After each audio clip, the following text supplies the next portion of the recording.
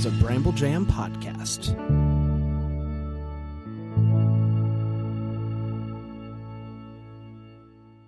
I'm just into a businessman with hair like that. Sorry, you guys. With $2 billion at his disposal. So much even better.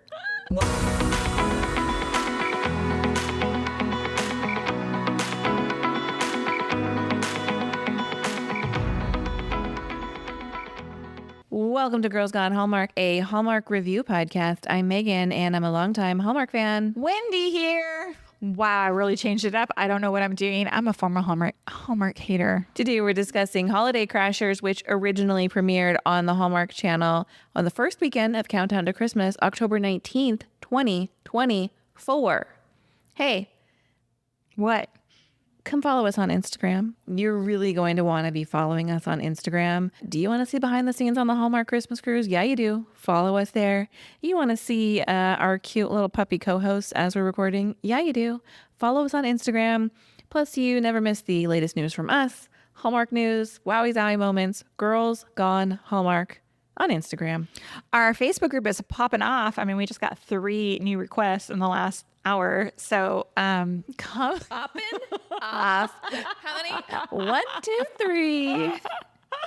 So if you want to join yet another Hallmark Facebook group, I mean, I like to think that ours is pretty dang good because of the people there. Because the people there know what they're talking about when it comes to Hallmark. Like if you have like a random, like, what's that movie with the name? Somebody knows. Somebody knows where it was filmed and when it was filmed and who did the music on it and whatever. Absolutely. IMDb who? Don't even get me started on IMDb and the lack of press information on these movies. I'm going to say it again. When I have to watch a new premiere and pause it every 2 seconds to write down the names of the people and who wrote the movie and who was in the movie and who directed the movie, because I can't find that information anywhere on the internet. Yeah, real chaps my hide. And there's an added step there because, look, I don't know the name of every actor. So just because I see a name, I don't know who they played. So then I'm Googling them to see their face. Yes. So then I can be like, oh, Joey Smith played Daddy-O in this movie. We just want to give the people their due. We want to acknowledge the work of these actors and these cast and this crew on these movies. Help us out. If you are cast or crew on these movies, put your people on making sure your IMDb is updated because there are people who are absolutely missing. Abso-freaking-lutely. And I know like IMDb is that's all you like user generated content. But the press site for Hallmark do better.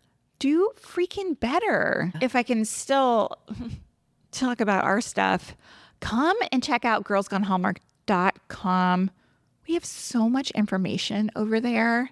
And if you're looking for anything like kind of fun, we have our bingo card specifically for Christmas, which I think is one of the best out there. It's real fun. Because it's fun. It's not just like snowflakes falling or whatever. And I don't know what this meant that I just did. Megan wishes so hard that this was on video sometimes because I just do weird stuff. But I think our bingo card is really fun. I agree with you. And if you did a nice job on it. Thanks. And if you're a longtime listener of our podcast, there's a lot of little like nuances that. We also have a Girls Gone Hallmark bingo card. Hey, because this is our podcast and we get to do whatever we want, I'm going to plug one final thing here, and that is our Patreon. We have not talked about that in a while. And maybe some of you are here because you heard us on Deck the Hallmark yesterday. If you are, welcome. We are thrilled to be part of the Bramble Jam Network. We had a great time talking with Bran and Dan and Brian. All we want is to be liked, y'all, and they're just a good time. So we have Patreon. It is not about Hallmark at all. We drop new episodes every Monday. And if you like our chit-chatty conversational chemistry, that's what you're going to get on Patreon. We talk pop culture. We talk parenting teenagers. We talk petty complaints. It's just a good time.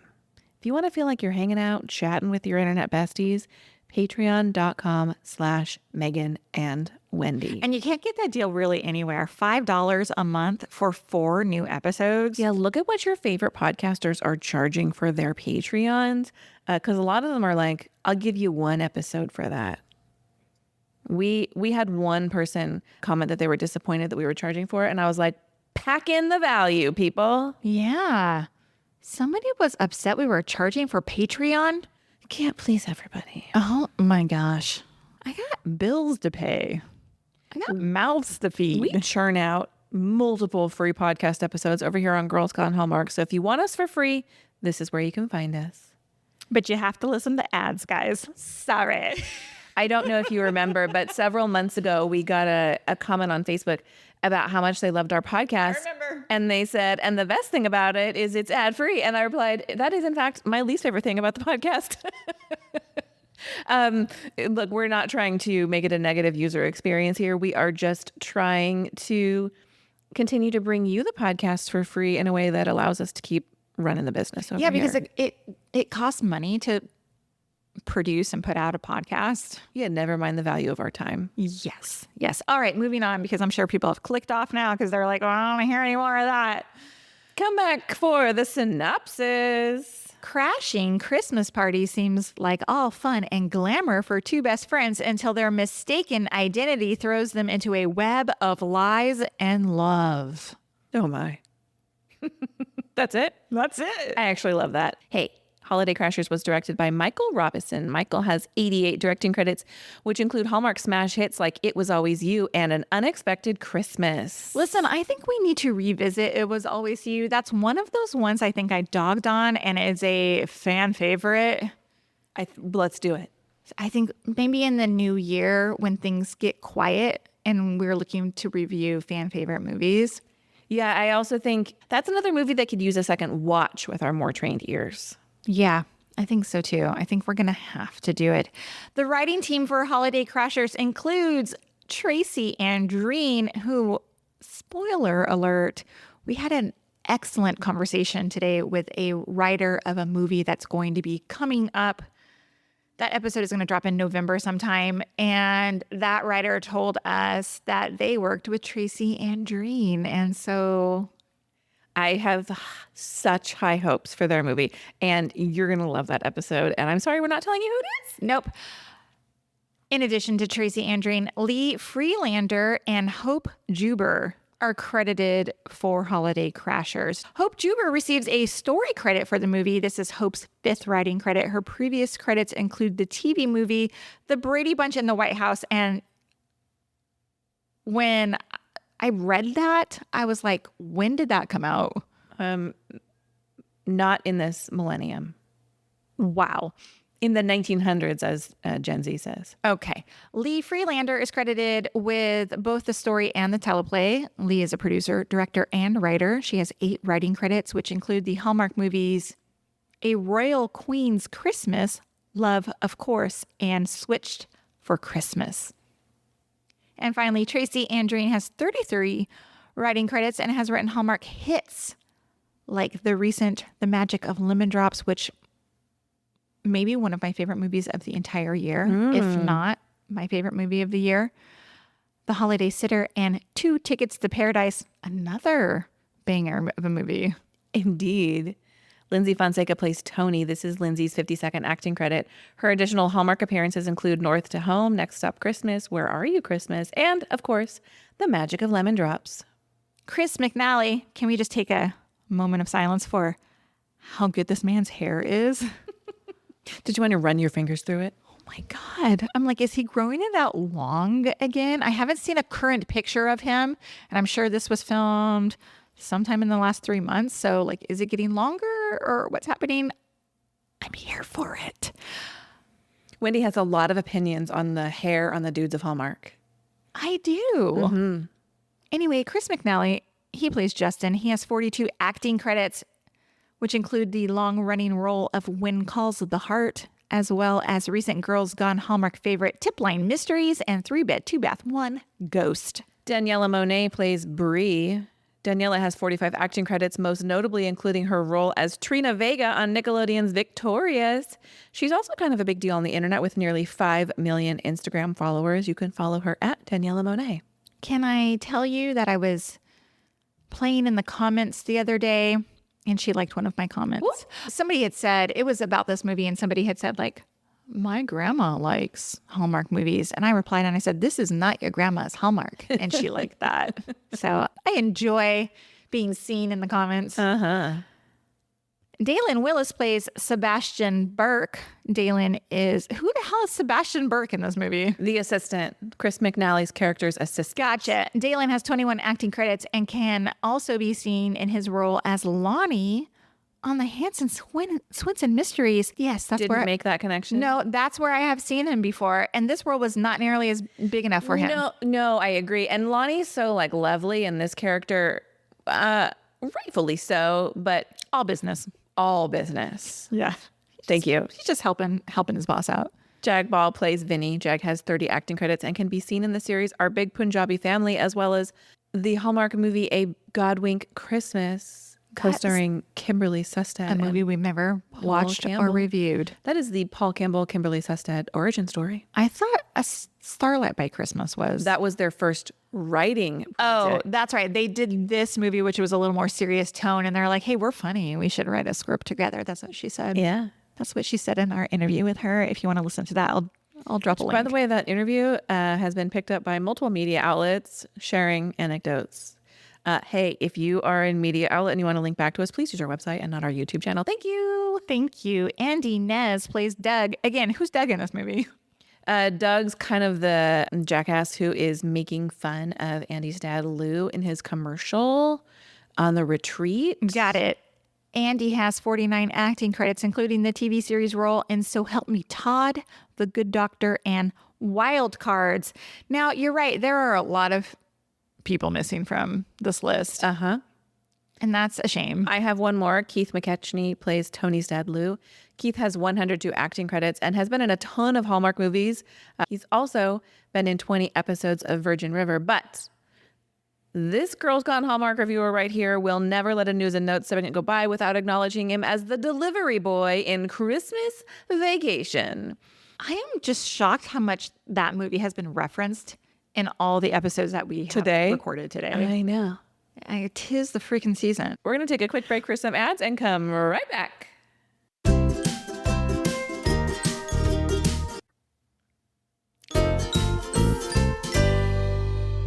Hey, we're back, and it is time for First Impressions. Here is mine, and I know you're going to co-sign on this one. The outright anxiety I felt sitting on my couch watching this movie as they crashed parties. Literally could never be me. I don't want to get caught doing that. I know. And on top of it, one, I don't really like parties. And two, I don't like small chit chat either. So there's no way I would never, I'm in a hot sweat right now. That's not a dead animal in that bush, right? No, it's just a dead leaf. Okay. Sorry. What's your first impression? My first impression is Fonseca and Monet are the new Wilson and Vaughn crashing team. They totally did justice to the partying, crashing movie genre. I agree. But woof, I would never. Never. I was so stressed out. And the first party they walk into, the host comes walking right over to them. I would like, sorry, we're in the wrong house. I've never been invited to a party where like the host doesn't know the people coming in either. So I just can't. No, never. Email us and let us know if you guys have ever crashed a party. Yeah, I would love to know. I would love to know some tea on that. Wouldn't that be fun? Okay. Let's talk about likes. Hey, this is a common theme in our reviews this week. Great diverse ensemble. Standing ovation. Look, again, when we get very little information out of the gate about these movies, and so all we know is it's Lindsay Fonseca and Chris McNally, yeah, I'm here for it. But I'm not like, yay, diversity, right? But the ensemble, first of all, such a strong ensemble showing. I mean, the movie ends with an Indian wedding. Freaking Bollywood dance. So great. It was great. And Bree's wedding dress. Yes. I was like, is there anything more gorgeous? I was so happy with all of that. Like, I just loved it so much. And I so appreciated it wasn't like this throwaway side storyline. I just loved it. I loved it. Yeah, I really loved the weight that they gave to Bree and Vinny's storyline. Me too. That was their wedding we got to go to at the end, and we I saw all loved their it. development, and they had their own little conflict and resolution. Yeah. It was all great, right? And when Vinny would be like, and I can't remember what the word was, but he was complimenting Bree with an Indian word. Yeah, and it yeah, just yeah. was good. I just give me that, infuse those things. These are the things that I want to see. These are like cultural moments for a lot of people who watch these movies. Huh. I'm interested in it just as much. Yep. I loved it. I loved that so much. I thought the script was super witty. Fonseca makes it look easy. Yeah. She's so good. She's so good. And there was a time when we would review Hallmark movies and I would say, this reminds me of a real movie, or she's like a real actress, not just a Hallmark actress. And those were early days, guys. And I have moved away from that. But Lindsay Fonseca is so much more. There are actors on Hallmark who kind of fall flat or who just give a very one-dimensional performance. And I think she does not. No. And there are big name Hallmark actors who I think give one-dimensional performances. And so Those who shall not be named. no, never. But Lindsay Fonseca, she's just so good. So good. I found myself watching this movie because I think there are elements that when you, to your point about feels like a real movie, feels like a theatrical release or feels like a big name stream Yes. release. Thank you. There are moments that I watch and I was trying to figure out what are the nameable pieces that make it feel like that. And I think there are some things that come through in like budgeting and costuming and set design and directing and camera shots. And I think we got some cool moments here where you're like, yeah, this easily could have been like on any streamer. The montage of them like at the different parties, they're whooping it up and like engaging with people, and The doula scene and the way it is, the editing there Yeah. is incredible, as well as the costuming. yes. While these ladies may not feel like they have their life together, they certainly have their outfits together. I just was like, such a fun parade of holiday party outfits. Right. At one point, Brie goes, get a dress on, we're going, or something like that. I was like, oh, I don't just have like a cute dress. Sparkly dress in my closet? No, I don't have. Let alone a season's worth of sparkly dresses. Yeah. Even my husband was like, I want to get dressed up and go to a holiday party. And I was like, you do? I was shocked. Because he doesn't like parties either. He likes parties. I wasn't aware that he enjoyed dressing up. An event. Yeah, the man enjoys being in his comfies. Okay. Daniela Monet, huge standout to me. So good. Welcome to Hallmark. Welcome. You can do another one. Please. I know. I thought she was. Yeah, so- headline the next one, I please. thought she was so great. And of course, I love a movie that's got like a friendship dynamic to it. These two were great together. Very comfortable. Like they have known each other since kindergarten. I was absolutely heartbroken in the scene where Tony tells her dad that his ads are a joke, and the look on you think I'm a joke. I just felt that so. I just got chills right now thinking about it too. Yeah. Yeah. I just, I think there's a father-daughter dynamic that you and I can understand, and the idea of him being so deeply hurt by her opinion of him. And I think even she in that moment, like she's so frustrated. She's like, leave me alone. Stop pushing me to do something that I'm not ready for. Yeah. And so she pushes back with that. Those ads are a joke, Dad. Yeah, that was rough.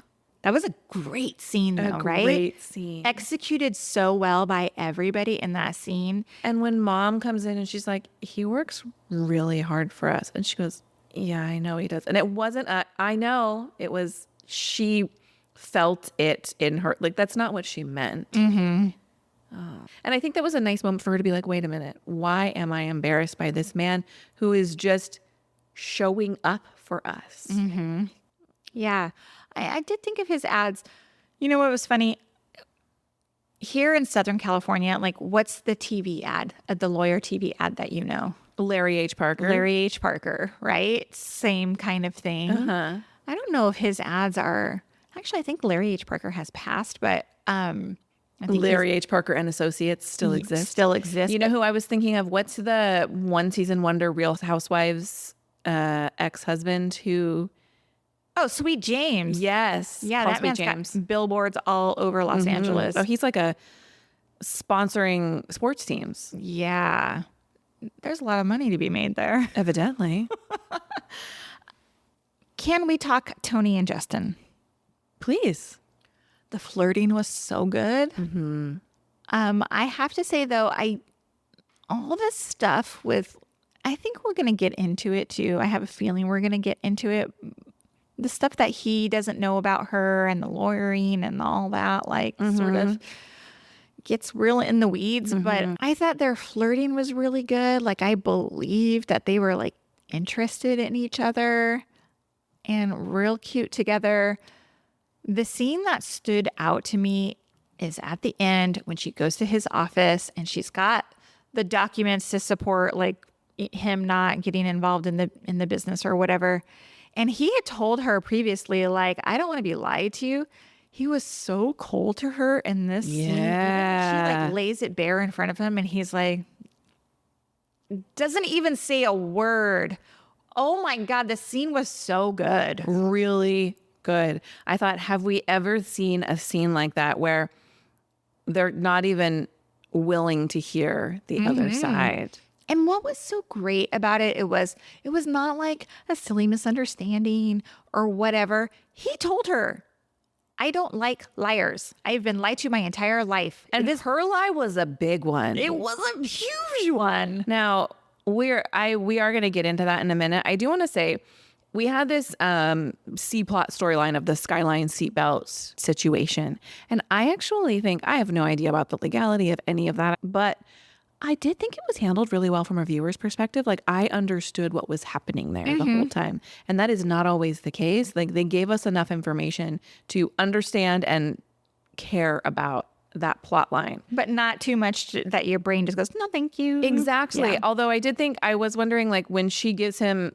paperwork and he's like, we'll deal with how you came to handle that later, figure that out. And I was like, can you do that? Can you get this information from a disgruntled employee and then use it? I was a little bit confused about that one. My brain went back to Erin Brockovich, that movie. Because remember in that movie where Erin Brockovich, who was not a lawyer, Right. and she was obtaining like memos from PG&E. Wow, I can't believe I even like pulled that out from disgruntled employees. And I was like, is that even like, what's the word I'm looking for? Like, you know, like where you have to get like the Due process. Yeah, it's got to go through like a certain protocol. Yeah, I don't know how any of that works, obviously. I'm a podcaster, not an attorney. Yeah, me neither. Do you want to talk wishes? We can. I just have one more Okay. little like. I really loved how we see Tony in the end in her dad's commercials. She's just like, yeah, I'm all in. I'm all in. What was I doing? A lot of growth there. Yeah. I was very happy. But I do have a question for you. Tony's how old do you think? She's several years out of law school. Yeah, maybe 30. When your child is 30 and they're like, have a job, they're paying the bills, are you still riding their ass about like who they're At some not? point, you need to be like, the path that we thought was your path is not your path, and we need to meet you where you are. Yeah. Yeah, but I don't think that's everybody's family dynamic, and I don't think every parent can let that go. To me, as a parent of a child who's about to be launched into adulthood, all day long, I'm like, please be the parent who meets their kid where they are. Like, please I think about like, what's the best thing I can do for my relationship with my child? And suggesting that he's not living a life that I'm proud of is not going to foster this like long-term forever relationship. Yeah. He's not going to come home for Christmas. Right? Like, I think we are now aware that children are setting boundaries. Adult children are like, I do not need to be in your life if it is not a place that serves me anymore. So I want my kid to want to come home. Totally. So you make a good point. Let's move on to wishes. First of all, missed opportunity to not have this set in a Hallmark store. Good point. It's a Hanky's. I almost wonder if they were like, look, we don't want they don't do like custom invitation printing at Hallmark stores as far as I'm aware. Maybe they do. I don't think so. But also, I don't want to give the impression that Hallmark would hire employees who would then steal that information and then go crash their parties. Yeah. Perhaps it's a legal issue. Yeah. Fun story. I'm talking to my husband last night and he mentioned somebody he works with whose wife used to write Hallmark cards, worked in Kansas City, writing the stuff that's inside a Hallmark card. I was like, what? That's cool. How funny, right? Uh-huh. Just a little fun story there. What else did you wish for? Okay, we got to talk about the misunderstanding in this movie.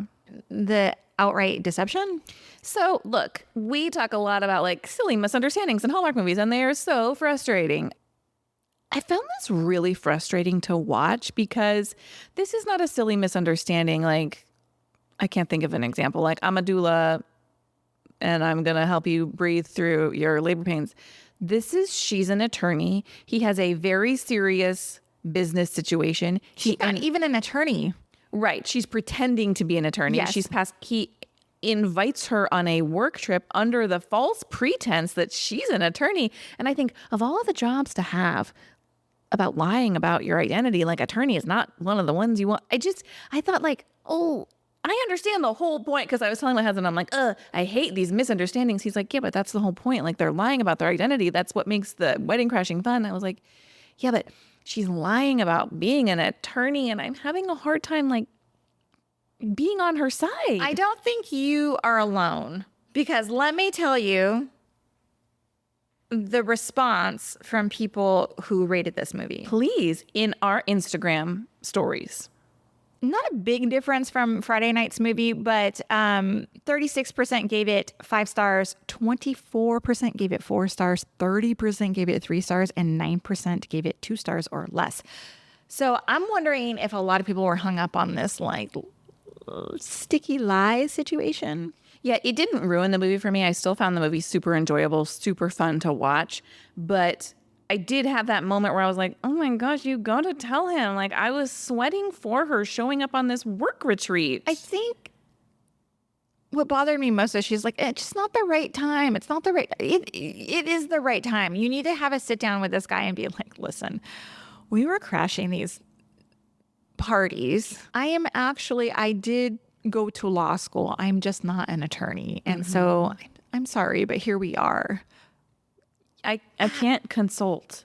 I can't consult. Here's some information I know, and maybe do with that what you will, but like, Yikes. I just like, I'm not going to get hung up on the lie part, but I do find myself like going back and forth about it. Did it make this movie less enjoyable because there was this big, huge lie? I don't know. I think maybe it bumps it a little bit for me. I never like it. I never like it. I don't like it in a book. I don't like it in a movie. It just makes me uncomfortable. Do you think that Justin has every right to be like, nope, I'm not going to be with you. I'm not even going to go down this like potential relationship path with you? Because that's a huge lie. Yes, 100%. He should have been like, get out. But do you think it would have made matters better if she would have come clean earlier about it? Well, look, if she came clean earlier, I guess it depends, right? Like, does she come clean? He invites her and she's like, hold up, can't go on the retreat. Then there's no relationship. They've not built anything. Could they then run into each other at another point and be like, oh, hey, then they rekindle a relationship. Right. They don't have a chance. If she doesn't continue the lie or the lie by omission, they don't have a chance to build a relationship. Right. Right. But a year later, he's like, damn, she's so sexy and single. I heard she's still single. So can't deny it anymore. Yeah, but I don't think it's unforgivable. It's totally forgivable. Yes, I think it's a forgivable offense. I do think he is fully justified in being frustrated and upset, whether or not he's like, I've been lied to all the time, regardless. Yeah. That's a big lie that put his business at a huge amount of risk. And I really liked it when Dalen Willis's character, who always goes by Sebastian Burke, he introduced himself. I'm Sebastian Burke. When he's like, I'm not going to say I told you so, but here you go. What was Justin's business anyway? I don't. That's my brain short circuited. I don't know what he did. Was he trying to buy this car company? Yes, I believe so. So he has lots of money? Well, yeah, because he was like, we almost made a $2 billion mistake. I'm just into a businessman with hair like that. Sorry, you guys. With $2 billion at his disposal. So much even better. Whoa. That is the only wish I had about this movie, about the lie part of it. Yeah, me too. Are you ready for Did You See That? I only have one. Okay, let's hear it. The husband of the wife going into labor, Yeah. he calls her Love Bean, which is a really weird nickname.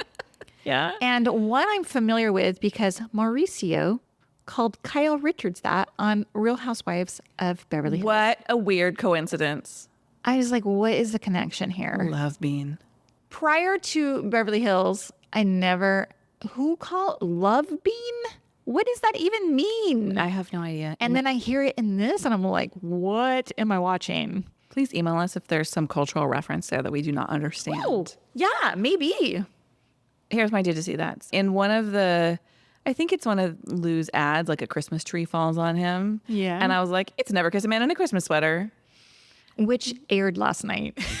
I was like, you were felled by this tiny Christmas tree. I really loved the mom's Santa injury cookies. That was really funny. And the Kurt Russell. Yeah, Christmas Chronicles joke. Yes. Uh-huh. Also, there's a scene in the movie where it's raining. Did you notice? Tony is leaving her parents' house. I believe it's after she's said horrible things to her dad, but it could have been in a different scene. Mm-hmm. It's raining. It's obviously raining. The ground's wet. You can see the rain falling on the ground. Her car is wet. But it's very clearly not supposed to be raining in the scene because she stands outside of her car and she's like scrolling through her phone and sending texts. And somehow she's not getting wet. So they must have had something above her. Yeah. But I was like, what an interesting idea that it just was like a peek behind the filmmaking curtain. They're like, it doesn't serve us that it's raining. So we're just going to pretend like it's not. Put her in the car and have her That's what I thought. Get in your car and look at your phone. But that's not how the shot was set up. Yeah, they're like, we're trying to make time. We can't create another shot here. No, we can't light a new shot. Yeah, that's it. Yeah. What did you rate? I gave it 4 stars. Me too. Oh, nice. It was really good. Hey, spoiler alert. If you listened to our Scouting for Christmas episode on Deck the Hallmark yesterday, I was really glad that they don't rate episodes because I didn't want to rate that one. I did not. What would you have rated that one? Maybe 2. Maybe 2. Yeah. I'm sorry. But you can listen to our full review. It's a good time over on the Deck the Hallmark feed. Thank you for listening to this episode of Girls Gone Hallmark. We are a Bramble Jam podcast, and we would love to hear from you. You can email us your thoughts on this episode or these movies, girlsgonehallmark@gmail.com. Also, we really love your ratings and reviews. It is the very best way to let other Hallmark movie fans know about our podcast. We love to read those reviews. You can leave them in the podcast app of your choice. We'll be back next week with a full slate of movie and the finale of Chicken Sisters, the highlight of the holiday season for Wendy. Fully. We'll see you next time. Goodbye. Bye.